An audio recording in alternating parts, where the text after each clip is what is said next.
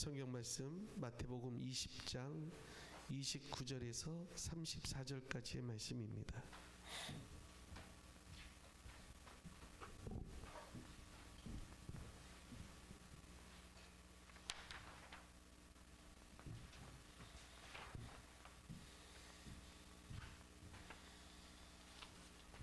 한 절씩 교독해서 읽도록 하겠습니다. 제가 29절을 읽습니다. 그들이 여리고에서 떠나 갈 때 큰 무리가 예수를 따르더라.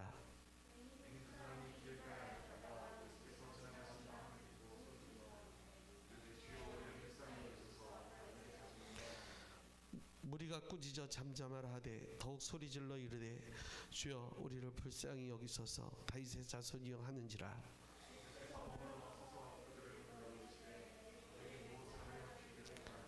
이르되 주여 우리가 눈뜨기를 원하나이다. 예수께서 불쌍히 여기사 그들의 눈을 만지시니 곧 보게 되어 그들이 아멘. 우리 같이 찬양할까요? 너의 가는 길에.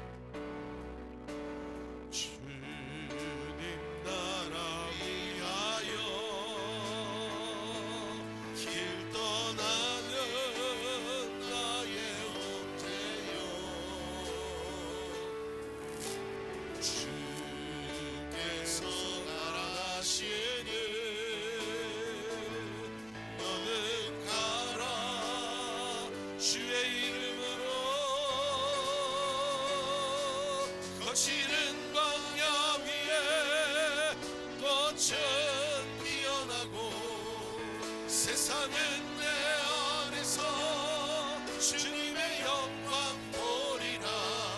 강하고 담대하라.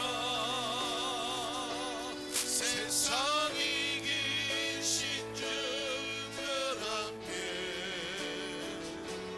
너와 하시며 내게 새에 있는 전신 주님 나라 위하여 주님 나라 위하여 길 떠나는 나의 형제여 주께서 가라시니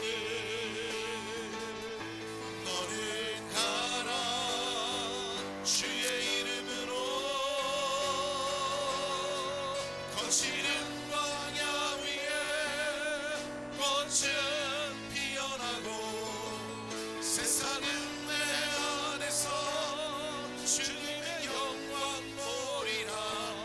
강하고 담대하라.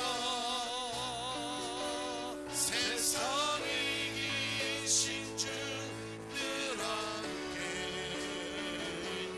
너와 하시며 내게 새에 있는 저시는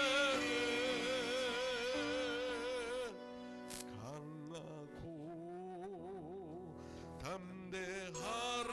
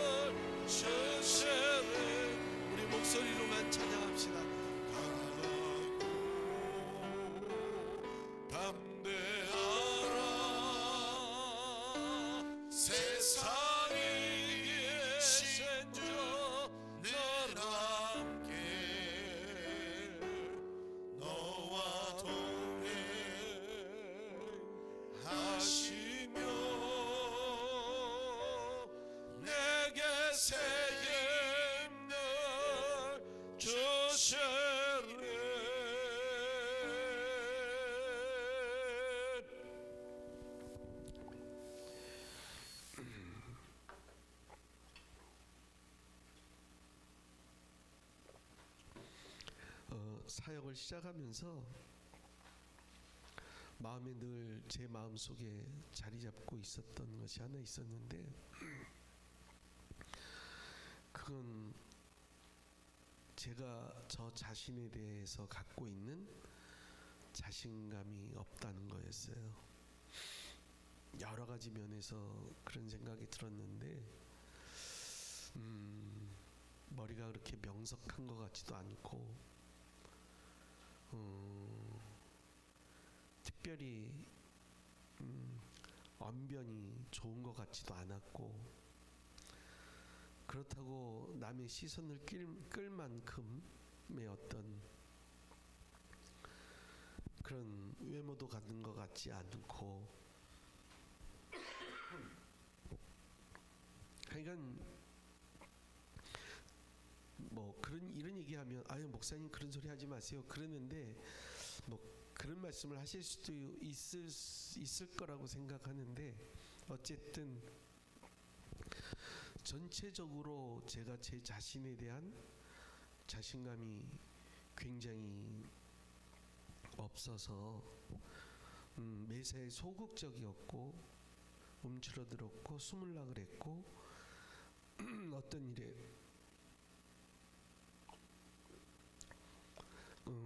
하고 싶은 일이 혹은 해야만 되는 일이 있어도 선뜻 나서서 하지 못하고 뒤로 숨었던, 그게 뭐 아주 없어지진 않고 지금도 그런 것이 있습니다. 예전에 기억하실지 모르는데, 외부에서 손님이 오시면 꼭 그 부교역자들, 특히 이제 김영주 목사나 이런 사람들 시켜서 당신이 담임 목사라 그러라고, 그리고 다 상대하라고. 그래서 저는 이제 안 나타나고, 이제 그 부목사님들이 이제 외부 손님들을 상대하고 만나고 그런 일들을 한 적이 있었습니다. 여러분은 어떠세요? 여러분은 여러분 자신에 대해서 어떻게 생각하고 있습니까? 나 정도 돼야지, 뭐 이렇게 생각하시는 분도 계시겠지만, 제가 아는 범위 내에선 대다수가 자신을 생각할 때 자신이 갖고 있는 어떤 부족함, 결핍, 약점, 이런 것들 때문에 주님을 위해서 크게 쓰임 받고 싶어도 그렇지 못하다고 생각하는 경향이 많이 있을 겁니다. 성경을 읽으면서 하나씩 깨달아가는 것 중에 하나는, 정말 내가 결핍해서, 이거 소리 좀 살짝 줄여주실래요? 울려서. 정말 약점이 있기 때문에, 혹은 부족함이 있기 때문에 하나님께서 쓰시지 못할까. 성경에 나오는 대부분의 인물들을 보면 약점이 있었습니다. 부족하고 결핍이 있었습니다. 여러분 중에 말을 잘 못하는 분들 계십니까? 모세는 자기는 혀가 굳은 사람이라고 표현하면서 말주변이 없다고 얘기했고, 예레미야는 자신이 어린 아이라고, 그래서 말할 줄을 모른다고 얘기하는 것을 보게 됩니다. 모세는 말을 더듬었고, 예레미야는 자신감이 떨어졌던 것을 보게 됩니다. 혹시 여러분 갖고 있는 어떤 지병이나 그런 아픔 때문에 고생하고 뭔가 좀 하려고 해도 걸림돌이 되시는 분이 계십니까? 바울은 3번이나 하나님 앞에 나가서 정말 간절히 기도해야 될 만큼 그 몸에 가지고 있었던 가시가 있었고, 디모데는 젊은 나이에 위장병을 심하게 앓기도 했습니다. 배우자를 잘못 만나서 남편이 문제이고 아내가 걸림돌이라고 생각하는 분이 혹시 계십니까? 호세아의 아내는 고멜이었습니다. 나는 배운 것이 없어서, 또는 어떤 그런 것이 지식이 부족해서 하나님 앞에 쓰임 받고 싶어도 부족하다고 생각하시는 분도 있을 겁니다. 근데 성경의 대부분의 하나님의 부르심을 받았던 사람들은 그렇게 학식이 많았던 사람들은 아니었습니다. 오히려 공부를 많이 한 사람이 드물 정도로 손에 꼽을 정도였습니다. 다윗은 목동이었고 아모스는 농부였습니다. 베드로는 어부였고요. 자신의 나이가 너무 많아서 하나님 앞에 쓰임받지 못하고 주의를 하지 못한다고 생각할 수도 있습니다. 모세는 여든이 되서야 주님의 부르심을 받고 쓰임을 받았던 것을 볼 수가 있습니다. 어떤 것들은 보면 약점 때문에 쓰임받지 못하는 것이 아니라 오히려 그 부분이 하나님께서 쓰시는 이유가 됐던 것을 봐요. 그래서 나는 말주변이 없고 또는 여러 가지 부족하고 결핍된 부분 때문에 하나님 앞에 쓰임받는데 지장이 있다라고 생각하는 것은 문제가 있는 생각이죠. 그럼에도 불구하고 어쨌든 우리는 내가 하나님 앞에 완벽한 어떤 완전한 무엇인가 채워진 사람이 될 때 하나님께서 칭찬하시고 하나님께서 쓰시고 하나님께서 기뻐하실 거라는 그런 생각을 갖습니다. 그것은 우리가 하나님을 면접관쯤으로 생각하는 것은 아닌가 하는 생각 때문입니다. 면접관은 어떻죠? 면접관은 사람을 볼 때 이 사람을 뽑으면 나에게 얼마나 쓸모가 있을까? 그 기준을 가지고 나한테 내가 하는 일에 내 사업에 혹은 이 회사에 얼마나 유익이 되고 쓸모가 있을까라는 기준을 가지고 뽑습니다. 그래서 그의 됨됨이나 스펙이나 그의 배경이나 그의 경력을 그의 재능을 굉장히 중요하게 생각합니다. 그래서 쓸모가 있는 사람은 뽑고 쓸모가 없는 사람은 뽑지 않습니다. 근데 중요한 것은 우리 하나님은 우리를 보실 때 면접관으로 보시는 것이 아닙니다. 따라합시다. 하나님은 나를 아버지로 보십니다. 나를 아버지로 보는 게 아니라 아버지로서 나를 자녀로 보십니다. 이 사실을 믿을 수 있기를 바랍니다. 대부분의 부모들은 자식이 부족해도 버리지 않습니다.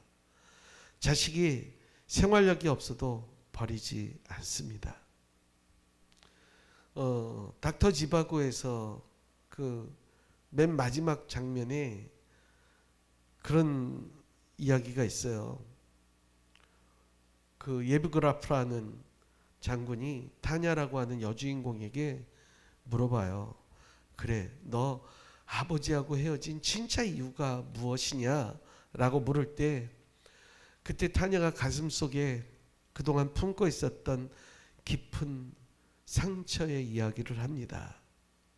그때 아버지가 내 손을 놨어요 라고 말하는 거예요. 러시아에서 혁명이 일어나고 나라가 온통 뒤죽박죽 난리였습니다. 그 난리통에 아버지가 뛰어가다가 자신의 손을 놓쳤다는 것이죠. 그때 그 예브그라프 장군이라는 사람이 타냐에게 말합니다. 아무리 거리에 불이 나고 혁명이 일어나서 난리가 날지라도 진짜 아버지는 딸의 손을 놓지 않는단다. 얼마 전에 봤던 그 부산의 국제시장 거기에서도 그 처음 장면에서 함흥에 그 피난 가는 사람 그 동생을 잃어버리는데 동생이 나중에 오빠를 만나서 그때 왜 내 손을 놨냐고 그때 왜 내 손을 놨냐고 막 울면서 물어봤을 때 아니라고 손을 놓은 게 아니라고. 여러분 무슨 얘기인지 아시겠습니까? 우리가 인생을 살면서 하나님께서 내 손을 놨다고 생각할 때가 있습니다. 그런데 그런 것이 아니라 하나님께서 나의 진짜 아버지 하나님이시라면 내 손을 놓는 경우는 절대로 없습니다. 그 아버지 하나님께서 절대로 어느 상황에도 어느 때에도 내 손을 놓지 않는다는 사실을 믿으시기를 바랍니다. 이 말씀은 여러분에게 하는 게 아니라 지금 저 자신에게 하는 말일 수도 있습니다.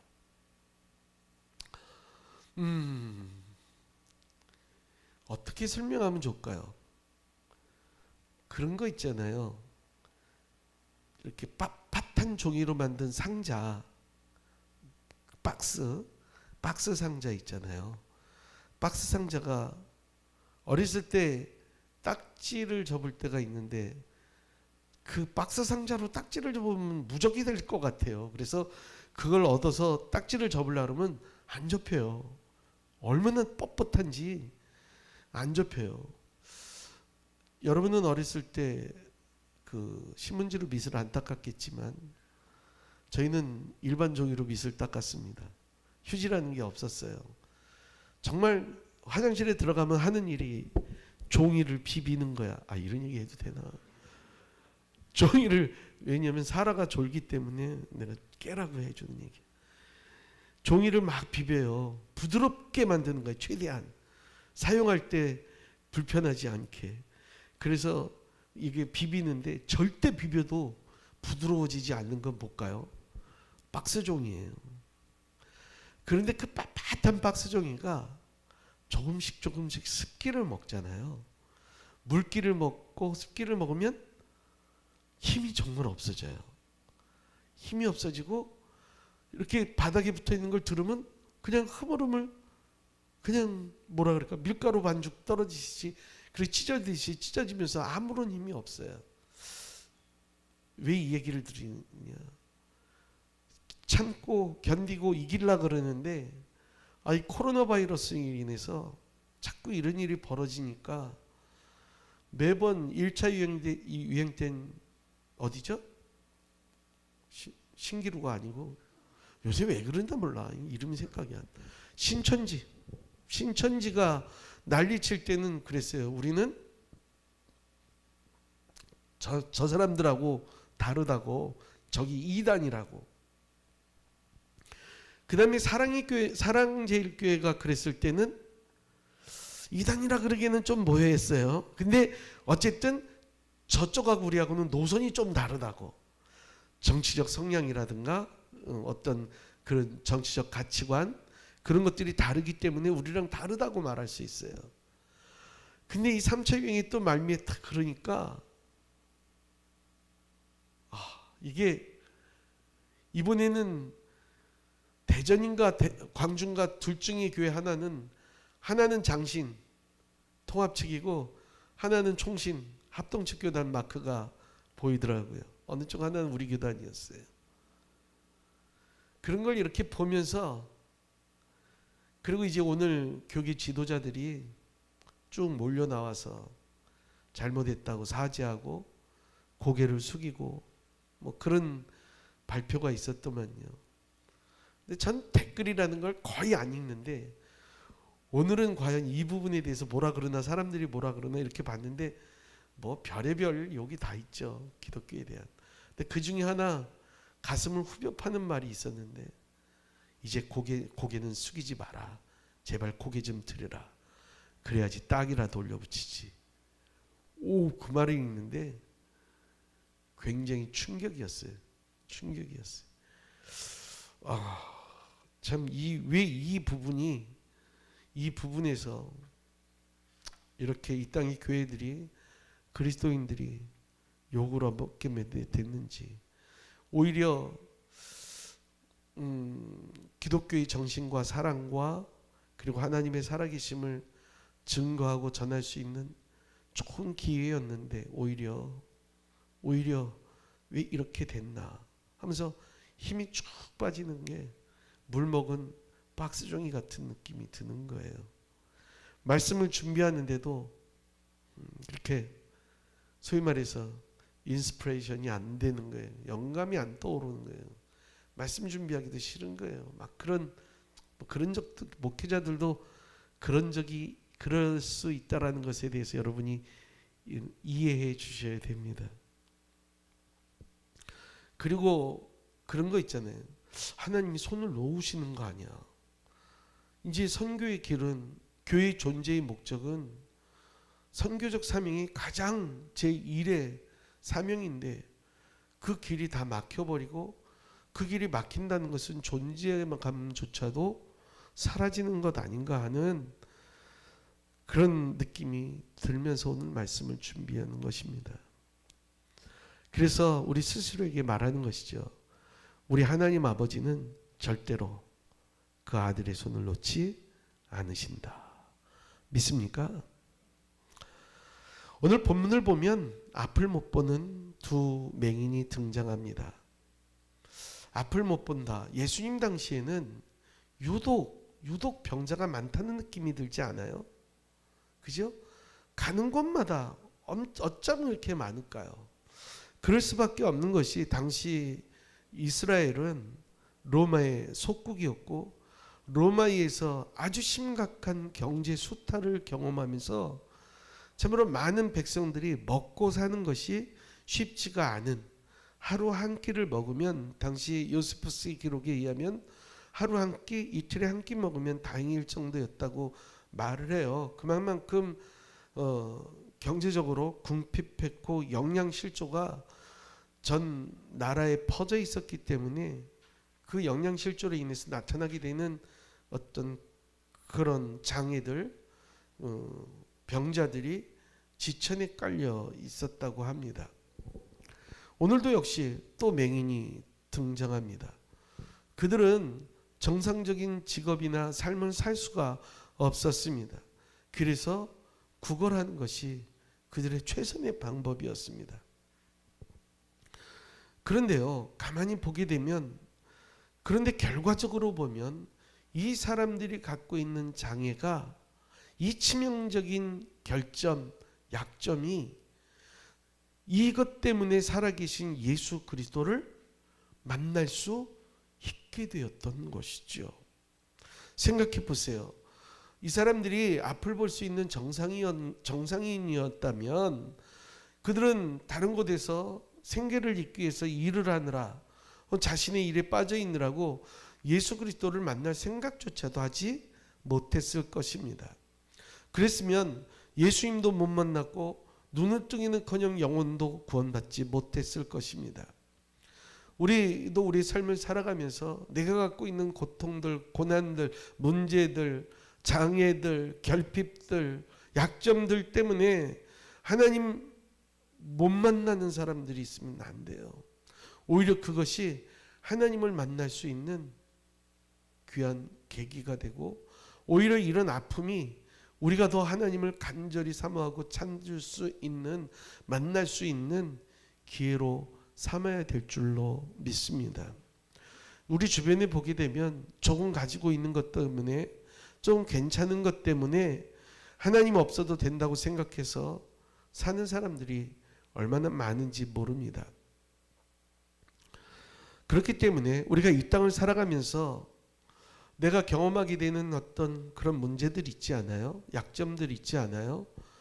내가 살면서 경험하게 되는 문제들, 내가 어쩔 수 없는 그런 어떤 사건들, 환경들, 사람들 때문에 그것 때문에 하나님 만나기를 갈급해 한다면 오히려 그것이 내가 하나님을 만나고 더 가까이 하고 그것이 하나님을 통하여서 내가 복을 받게 되는 통로가 되게 될 줄로 믿습니다. 성경을 보면 이런 것들을 통해서 기회로 삼은 사람들이 많이 나옵니다. 그리고 이런 사람들에게는 한 가지 공통점이 있었습니다. 그것이 무엇일까요? 그것은 그리스도를 자포자기 하는 거 아니에요. 절망하는 거 아니에요. 사회 탓하고 환경 탓하고 누구 원망하면서 끝나는 것이 아니었습니다. 오늘 이 본문을 보면 이 두 맹인은 결사적으로 주님을 찾는 것을 보게 돼요. 성경에는 안 나와 있지만 비단 그 주변에 여리고는요 향료 생산지여서 굉장히 상인들이 많이 왔다 갔다 하는 거예요. 사마리아 사람 이야기 아시죠? 선한 사마리아 사람 얘기. 그것도 여리고에서 사마리아로 가는 길에서 일어나잖아요. 돈 많은 사람들이 왔다 갔다 하는 곳이었기 때문에 강도들도 많았고 거지들도 엄청 많았다고 합니다. 이 둘뿐만이 아니었을 것입니다. 이런 물어볼 때 이 예수님께서 여리고를 떠날 때 일어난 사건이니까 그 여리고 성문 앞에는 정말 수많은 사람들, 도움을 필요로 하고 인생이 어떻게 보면 밑바닥을 산 사람들이 두 사람뿐만 아니라 더 많이 있었을 것입니다. 그런데 오늘 예수님 앞에 집요하게 매달리는 사람은 이 두 사람뿐인 것을 보게 돼요. 이 두 사람은 주님이 지나가신다는 소리를 듣자 어떻게 합니까? 주여! 우리를 불쌍히 여겨주세요. 다윗의 자손이여 우리를 불쌍히 여겨주세요. 부르짖습니다. 사실은 여러분에게 부탁하고 소수의 숫자가 이 말씀을 듣고 이 시간을 지킬지 모르지만 그 소수에게 부탁드리고 싶은 것이 있어요. 정말 한국교회를 붙들고 하나님 앞에서 주여 우리를 불쌍히 여겨주세요. 주님 이 교회를 불쌍히 여겨주세요. 기도해야 될 때인 줄로 믿습니다. 저희 딸이 다니는 교회는 교회를 어디로 옮겼는데 자랑 삼아서 얘기해요. 자기들은 한 번도 예배를 쉰 적도 없고 예배 드릴 때 마스크를 쓴 적도 없대요. 그 얘기를 하면서 우리 목사님이 말하기를 기도하고 하나님 지켜주시니까 걱정하지 말아라. 근데 똑같은 이야기를 어제 뉴스 시간에 어떤 목사가 이름이 무슨 외국인 이름 조나단 뭐 어쩌고 하여간 우리는 하나님이 지켜주셔서 허울이야 좋죠. 그런 어떤 배심이 있는 것처럼 보이지만 결국 그것이 얼마나 그동안 방역에 힘써오고 고생과 희생을 감수하면서 협조했던 교회들에게 주는 타격이 얼마나 큰지 가늠하지 못하고 큰 소리 뻥뻥 치면서 지금도 우리는 하나님 지켜주시니까 괜찮아 라고 말하면서 교만해하는 그 모습들이 있어요. 그것이 아니라 지금은 하나님 이 민족을 하나님 한국교회를 특별히 불쌍히 여겨주세요. 생각해 보세요. 모든 일에는 그냥 우연히 일어나는 일은 절대로 없다고 봅니다. 신천지 사랑의 교회 그 다음에 이번에 그렇게 무슨 영어 들어간 것들이 항상 앞에 외우기도 힘들어요. IMBTJ 뭐 지난번에는 또 뭐 하여간 그런 단체들이 걸리는 데는 이유가 있는 거예요. 이 두 맹인은 자신의 불쌍함을 주님 나의 불쌍함을 나의 연약함을 나의 결핍을 나의 문제를 긍휼히 여겨주세요. 이것이 아마 다른 사람들하고 틀린 부분일 겁니다. 오늘 이 시간에 확신을 가지고 여러분에게 말씀을 드리고 싶은 것은 주님께서 저와 여러분의 삶을 붙들어 주십니다. 중요한 것은 우리의 연약함 가지고 우리의 아픔을 가지고 이럴 때마다 주님 앞에 나가서 주님 우리를 불쌍히 여겨주세요. 그렇게 말씀드릴 때 하나님께서는 우리의 연약함을 그대로 지나치지 않으십니다. 많은 거린들과 많은 맹인들이 예수님 앞에서 지나가신다는 소리를 들었지만 예수님을 붙잡고 매달린 이 사람만이 인생의 큰 기적을 맛보게 되고 전환점을 갖게 됩니다. 에베소서 말씀을 보면 에베소 5장 16절 말씀에 세월을 아끼라 때가 악하니라 라는 말이 있어요. 근데 이 성경은 이 부분은 영어 성경들이 잘 번역되어 있어요. Making the most of every opportunity. 이게 뭐냐면 모든 기회를 삼아라. 주어진 기회를 잘 활용해라 라는 거예요. 어느 때? 때가 악할 때. 때가 악할수록 너에게 주어진 기회를 잘 활용할 수 있어야 된다 라는 얘기입니다. 안 그러면 그 시간들은 악하게 지나갑니다. 우리 삶에 악하게 지나가고 나쁜 영향력을 끼칠 수밖에 없습니다. 때가 악할수록, 세상이 험할수록, 너 인생에 문제가 생길수록 너에게 주어진 기회를 잘 활용할 수 있어야 된다는 거예요. 그게 지혜자예요.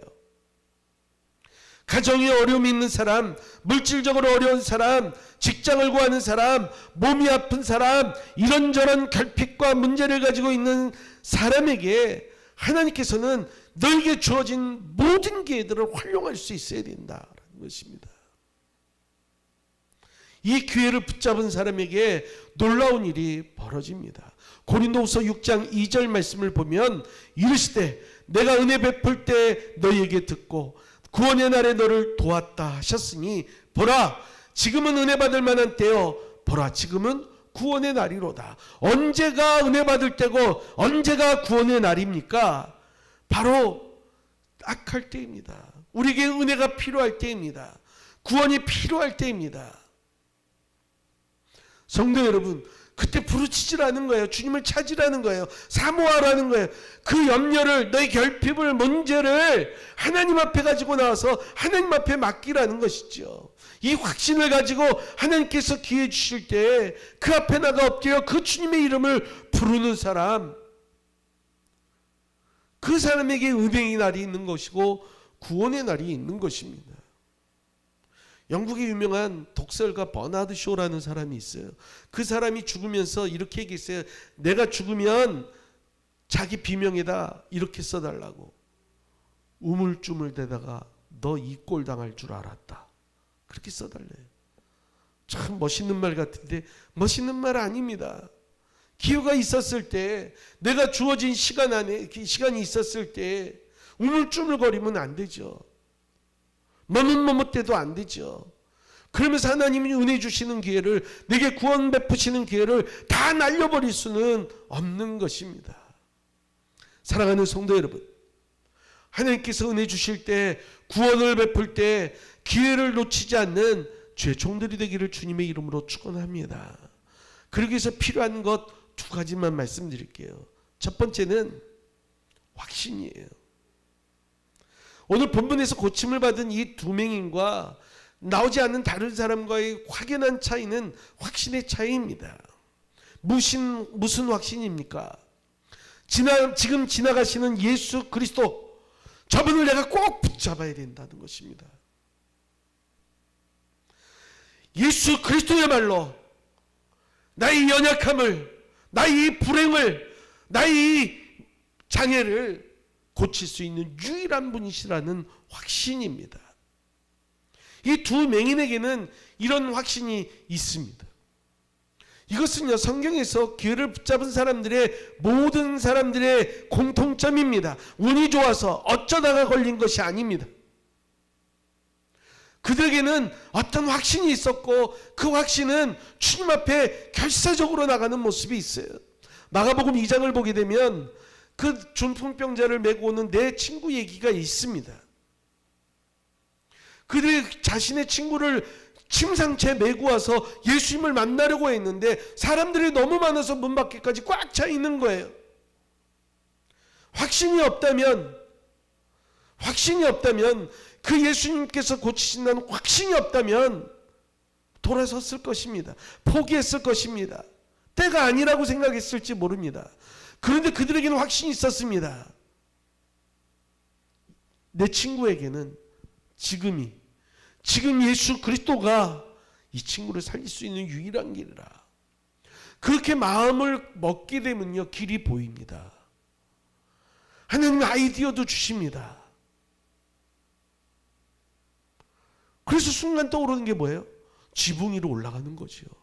뭐 단순하게 볼 수 있을지 모르지만 고개를 들어서 지붕 위를 찾아가서 지붕 위로 올라간다는 생각은 굉장히 역발상입니다. 상상하지 못할 생각입니다. 그런데 사모함으로 확신을 가지고 하나님 앞에 나가면 하나님께서 지혜도 주십니다. 로마서 8장 31절을 보면 바울의 확신이 나옵니다. 그런즉 이 일에 대해서 우리가 무슨 말을 하리요? 만일 하나님이 우리를 위하시면 누가 우리를 대적하리요? 하나님이 우리를 위하시면, 하나님이 나를 생각한다면 누가 내 앞길을 막겠느냐는 것입니다. 이어서 보겠습니다. 35절입니다. 누가 우리를 그리스도의 사랑에서 끊으려 환난이나 공고나 박해나 기근이나 적신이나 위험이나 가리랴. 누가 과연 이걸 방해할 수 있냐는 것이죠. 환난도 곤고함도 가난 박해도 기근도 가난함도 위험도 전쟁도 어떤 위협도 막을 수 없다는 것이에요. 그리고 이어서 37절에서 말씀하십니다. 그러나 이 모든 일에 우리를 사랑하시는 이로 말미암아 우리가 넉넉히 이기느니라. 사랑하는 성도 여러분, 지금도 어떻게 보면 마지막 병 단계의 링기를 꽂고 마치 사형 선고를 받은 것처럼 신음하며 죽어가고 있는 그 한국교회를 살릴 수 있는 것 하나님이십니다. 이 확신이 우리에게 있어야 됩니다. 다시 한번 이 땅에 복음의 기회를 주시고 마지막 때의 사명을 감당케 하시는 것도 하나님께서 하시는 일이라 이 확신이 있어야 될 줄로 믿습니다. 이 확신을 가지고 매 순간 하나님 앞에 나갈 수 있기를 주의 이름으로 축원합니다. 분명한 건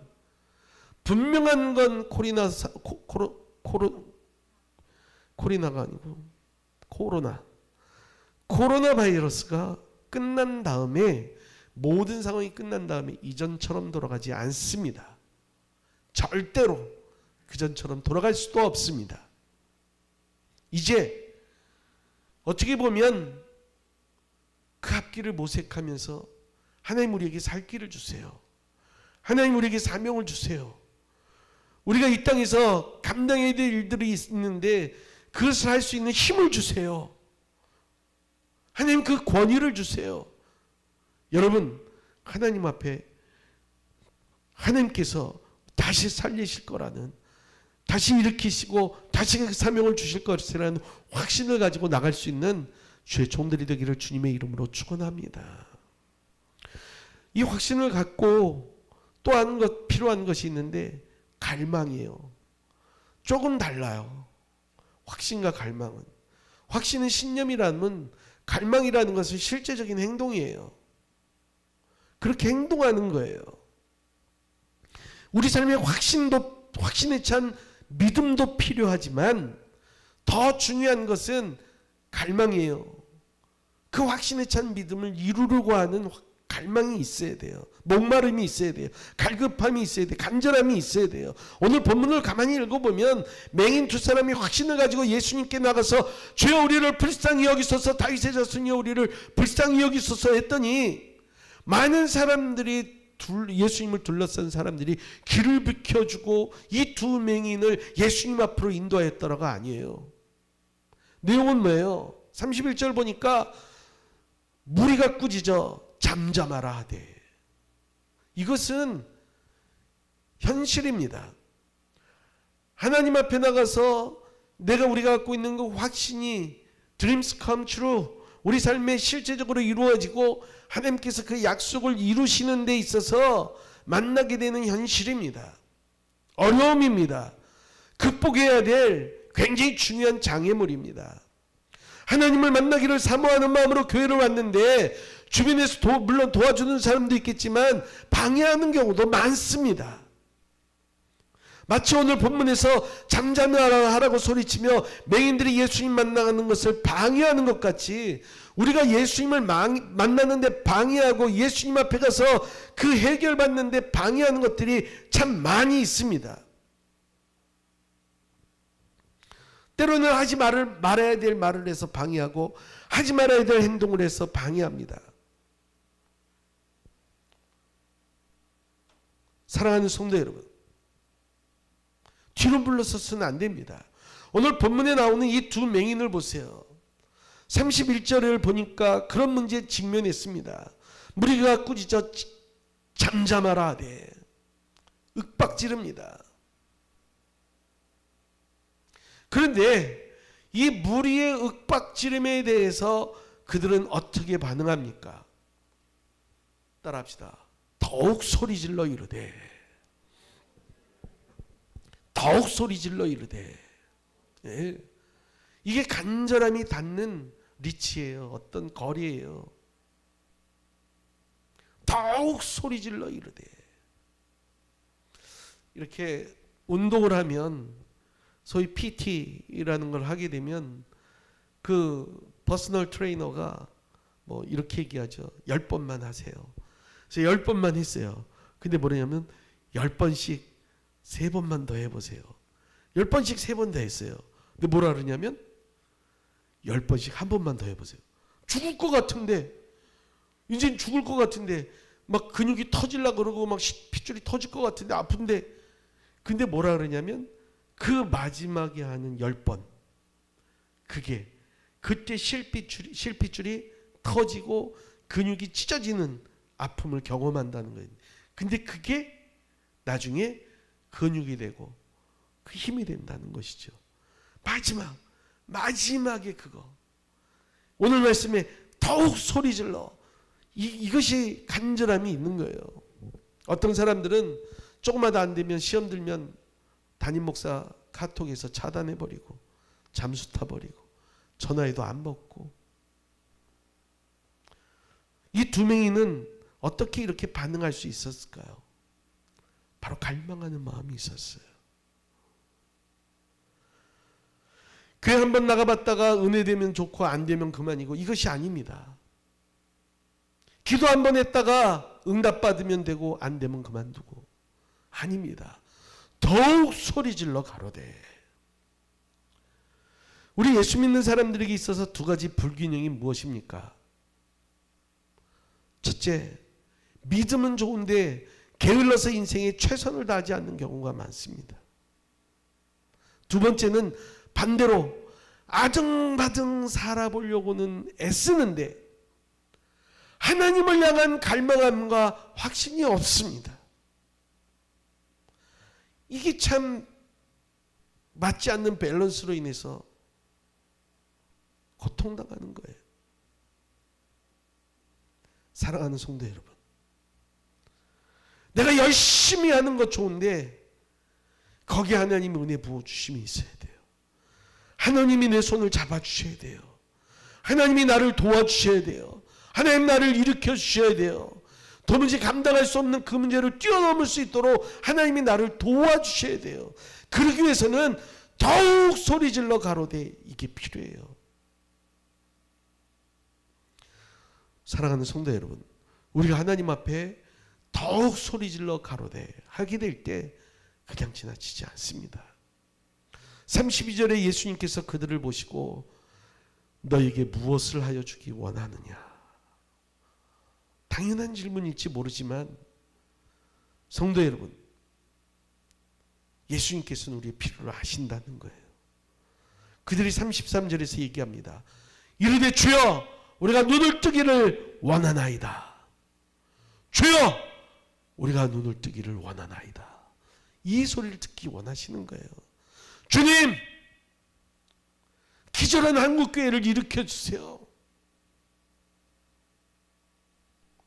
힘을 잃은 이 교회에 힘을 더하여 주세요. 신앙을 잃고 방황하는 그리스도인들에게 정신 차리게 해주세요. 주님께서는 무엇을 원하는지 이미 알고 계시지만 그래도 그 갈망을, 그들의 결핍을, 그들의 문제를 직접 주님 앞에 입술로 고백하는 것을 원하셨어요. 지금도 주님께서는 우리의 갈망을 우리의 입술로 하나님 앞에 고백하기를 원하십니다. 여러분, 찬양 시간에 갈망 없이 찬양하면 아무런 일도 일어나지 않습니다. 예배 시간에 갈망하는 마음으로 하나님 말씀을 듣지 않으면 아무런 변화도 나타나지 않습니다. 기도 시간에 갈망함을 가지고 하나님 앞에 부르짖어 기도하지 않으면 그 기도에는 어떤 힘도 없습니다. 그러나 찬양할 때, 말씀을 들을 때, 기도할 때 우리 안에 이 하나님께서 해결해 주신다는, 하나님의 손을 붙잡아 주신다는, 일으켜 주신다는 주여, 주여, 우리가 눈을 뜨기를 원하나이다. 갈망을 가지고 하나님 앞에 부르짖어 기도할 때 하나님께서 우리를 성령 충만케 하시고 우리의 기도를 통하여서 내 인생에 놀라운 변화가 일어나게 하시며 새 힘을 주실 줄로 믿습니다. 여러분, 이 확신을 가집시다. 하나님께서는 반드시 내 인생에 변화를 주실 것이다. 그렇기 때문에 나는 지금 반드시 내 하나님을 꼭 붙잡겠다. 내 인생에 변화가 일어나기를 갈망합니다. 그 소원. 그러기 위해서 오늘 내게 꼭 필요한 하나님의 음성이 들려지기를 갈망합니다. 하나님, 이 위기 시대에, 이 절박한 순간에 내가 우물쭈물하며 내게 주어진 기회를 놓치지 않기를 원합니다. 지금도 내 손을 잡고 계시며 지금도 일어나고 있는 하나님의 능력과 하나님의 역사가 나를 통하여 일어나기를 원하나이다. 고백하며 기도할 때 하나님께서 그 일을 해 주실 줄로 믿습니다. 이 확신과 이 갈망과 이 부르짖음을 가지고 하나님께서 주신 기회를 놓치지 않고 다시 붙잡고 일어날 수 있는 저와 여러분과 한국교회가 될 수 있도록 기도해 주십시오.